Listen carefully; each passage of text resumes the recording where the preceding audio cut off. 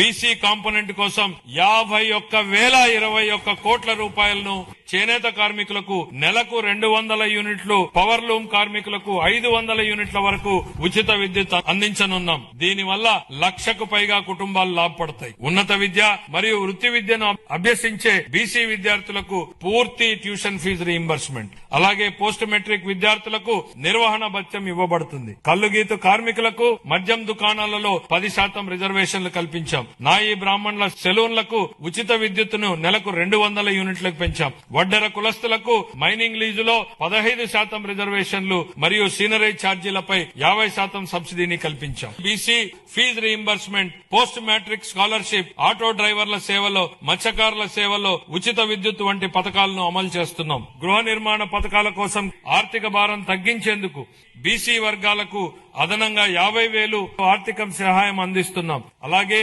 ప్రతి అర్హుడైన కుటుంబానికి పీఎంఏవై గ్రామీణ పథకం కింద ఇళ్లను మంజూరు చేస్తాం. 26-27 ఆర్థిక సంవత్సరానికి గృహ నిర్మాణ శాఖకు 6,357 కోట్ల రూపాయల కేటాయింపును ప్రతిపాదిస్తున్నాను.